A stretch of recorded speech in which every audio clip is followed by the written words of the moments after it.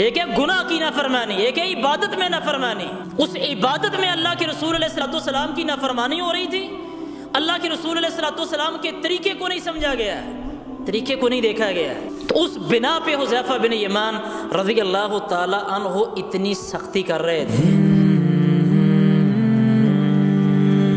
ہم دیپ جلائے علم و فن کے، ہم دیپ جلائے علم و فن کے۔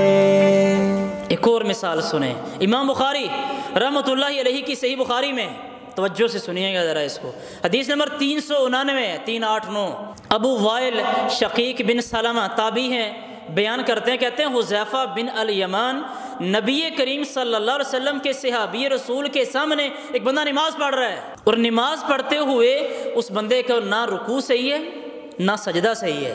اچھا نماز ختم ہو گئی، اور حذیفہ بن یمان رضی اللہ تعالیٰ عنہ اس بندے کو کہتے ہیں ما صلیت، تو نے نماز نہیں پڑھی، حالانکہ اپنے وہم اور گمانہ بندہ نماز پڑھ رہا ہے، اس بندے نے نماز پڑھی ہے، اور اب حذیفہ بن یمان کہہ رہے تو نے نماز نہیں پڑھی۔ امام نسائی رحمۃ اللہ علیہ کی سنن میں ایک نسخے کا نمبر حدیث نمبر 1312 اور دوسرے نسخے کا نمبر 1313 ہے کہ حذیفہ بن یمان رضی اللہ تعالی عنہ نے اس بندے سے سوال کیا کہ بھئی کتنے عرصے سے ایسے ہی نماز پڑھ رہے ہو؟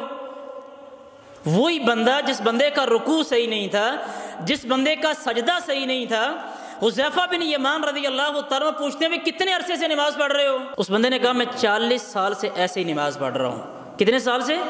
40 سال سے، کہتے ہیں میں ایسے ہی نماز پڑھ رہا ہوں۔ اور حذیفہ بن یمان رضی اللہ تعالیٰ عنہ نے پہلے الفاظ اس بندے کو یہ کہے کہ بندے ما صلیت منذ 40 سنۃ، تو نے 40 سال سے ایک بھی نماز نہیں پڑھی۔ حالانکہ جو لوگ تھوڑا بہت عربی جانتے ہیں یا دین کے علم سے واقف ہیں، کسی بندے کو متعین کر کے اس بندے پہ فتویٰ لگانا، کسی بندے کو متعین کر کے فتویٰ لگانا، یہ ایک انتہائی مشکل کام ہے۔ ایک ہوتا ہے مطلق طور پہ کسی بندے پہ فتویٰ لگانا کہ جو بندہ یہ کام کرتا ہے اس کی نماز نہیں، ایک حدیث بیان کر کے، اور ایک یہ کہ کسی بندے کو متعین کر کے کہنا بھی تیری نماز قبول نہیں، یہ بہت بڑا مسئلہ ہے، اور وہی بندہ کر سکتا ہے کہ جس بندے کو واقعتاً اللہ کے رسول علیہ الصلوۃ والسلام کی حدیث کا علم ہے، اس کے بغیر کوئی نہیں کر سکتا۔ اور حذیفہ بن یمان رضی اللہ تعالیٰ عنہ اس بندے کو متعین کر کے کہہ رہے ہیں کہ بندے تو نے 40 سال سے نماز نہیں پڑھی۔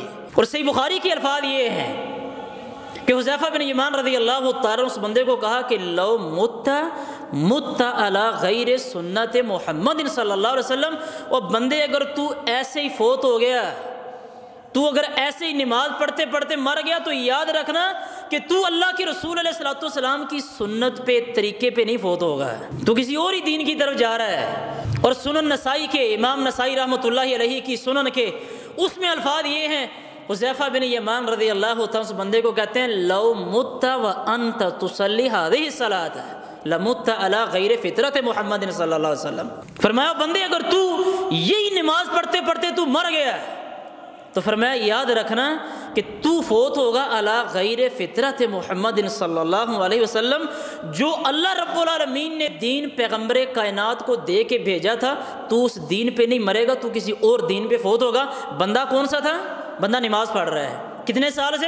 40 سال سے۔ اور حذیفہ بن یمان کیا فرما رہے ہیں؟ تو کسی اور ہی دین کے اوپر جا کے فوت ہوگا۔ وجہ کیا تھی؟ اس عبادت میں اللہ کے رسول صلی اللہ علیہ وسلم کی نافرمانی ہو رہی تھی۔ ایک ہے گناہ کی نافرمانی، ایک ہے عبادت میں نافرمانی۔ اس عبادت میں اللہ کے رسول علیہ الصلوۃ والسلام کی نافرمانی ہو رہی تھی، اللہ کے رسول علیہ الصلوۃ والسلام کے طریقے کو نہیں سمجھا گیا، طریقے کو نہیں دیکھا گیا۔ تو اس بنا پہ حذیفہ بن یمان رضی اللہ تعالی عنہ اتنی سختی کر رہے تھے۔ ہم دیپ جلائے علم و فن کے، ہم دیپ جلائے علم و فن کے۔